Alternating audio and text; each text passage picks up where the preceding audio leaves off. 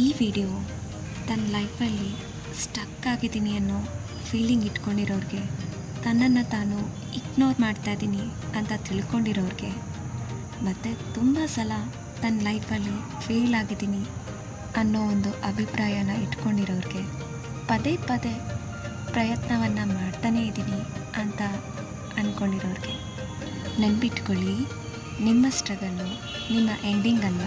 ಅದು ಒಂಥರ training ground ಇದ್ದ ಹಾಗೆ. ಇದು ಒಂದು ಮೋಟಿವೇಶ್ನಲ್ ಥಾಟ್ ಮಾತ್ರ ಅಲ್ಲ, ನಿಮ್ಮನ್ನು ಯಾವಾಗಲೂ ರಿಮೈಂಡರ್ ಮಾಡೋ ಒಂದು ಪವರ್. ನಮ್ಮ ಲೈಫು ನಮ್ಮನ್ನು ಯಾವಾಗಲೂ ಟೆಸ್ಟ್ ಮಾಡ್ತಾನೆ ಇರುತ್ತೆ ಅಲ್ವಾ. ಅದು ಪದೇ ಪದೇ ನಿನ್ನ ಕೈಲಾಗುತ್ತಾ, ನೀನು ಸಹಿಸ್ಕೋತೀಯ, ಈ ಥರ ಎಲ್ಲ. ನಿಮಗೆ ನೋವಾಗ್ತಿದೆ ಅಂದರೆ ನೀವು ವೀಕ್ ಅಲ್ಲ, ನಿಮಗೆ ನೋವಾಗ್ತಿದೆ ಅಂದರೆ ನೀವು ತುಂಬ ಸ್ಟ್ರಾಂಗ್ ಆಗ್ತಿದ್ದೀರಾ ಅಂತ ಅರ್ಥ. ನಾವು ಪ್ರತಿ ಸಲ ಬಿದ್ದಾಗ, ಏಟಾದಾಗ ಕಣ್ಣೀರು ಬರುತ್ತೆ ಅಲ್ಲ, ಆಗ ನೀವು ಇದನ್ನು ಇಲ್ಲಿಗೆ ನಿಲ್ಲಿಸಿಲ್ಲ, ಮುಂದೆ ಹೋಗ್ತಾ ಇದ್ದೀನಿ ಅಂತ ತೋರಿಸೋ ಒಂದು ಪ್ರೂಫ್, ರೈಟ್? ನಿಮ್ಮ ಮೇಲೆ ಜನ ತುಂಬ ಅನುಮಾನ ಪಡ್ತಿರ್ತಾರೆ ಅಲ್ಲ, ಹಾಗೆ ನಿಮ್ಮನ್ನು ಜಡ್ಜ್ ಮಾಡ್ತಾರೆ ಕೂಡ, ಮತ್ತೆ ಹೇಳ್ತಾನೆ ಇರ್ತಾರೆ ನಿನ್ನ ಕೈಲಿ ಇದನ್ನು ಮಾಡೋಕ್ಕಾಗೋದೇ ಇಲ್ಲ. ಆದರೆ ನೀನು ನೆನ್ಪಿಟ್ಕೊಳ್ಬೇಕಾಗಿರೋದು, ನಿನ್ನನ್ನು ನೋಡಿಕೊಂಡು ನಗು ಜನನೇ ಒಂದಿನ ಬಂದು ನಿನ್ನ ಹತ್ರ ಕೇಳಬೇಕು, ನೀನು ಸಾಧನೆ ಮಾಡೋದಕ್ಕೆ ಹೇಗೆ ಸಾಧ್ಯ ಆಯಿತು, ಅದು ನಿನ್ನಿಂದ ಹೇಗಾಯಿತು ಅಂತ.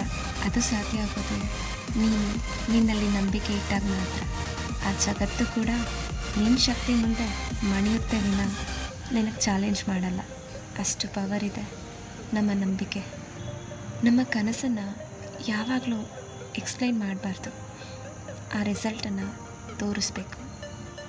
ನೀನು ಎಷ್ಟು ಬಾರಿ ಬಿದ್ದೆ ಅಂತ ಅಲ್ಲ, ಎಷ್ಟು ಬಾರಿ ಎದ್ದೆ ಅನ್ನೋದು ಇಲ್ಲಿ ಮುಖ್ಯ ಆಗೋದು.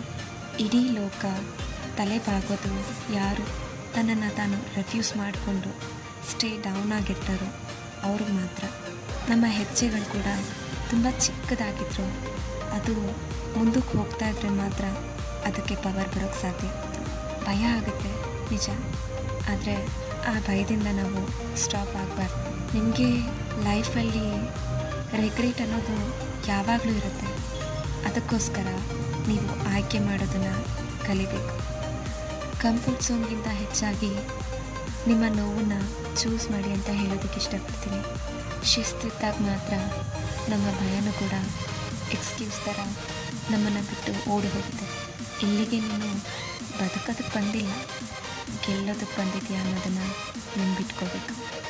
ಇವತ್ತು ಎಲ್ಲ ದಿನದ ಥರ ಅಲ್ಲ, ಇವತ್ತು ನಮಗೆ ನಾವೇ ಒಂದು ಟರ್ನಿಂಗ್ ಪಾಯಿಂಟ್ ಥರ ಕ್ರಿಯೇಟ್ ಮಾಡ್ಕೋಬೇಕು. ಬೆಳಿಬೇಕು, ಎಲ್ಲಿ ನಾಯ್ಸ್ ಇರುತ್ತೋ ಅಲ್ಲ ಬೆಳಿಬೇಕು.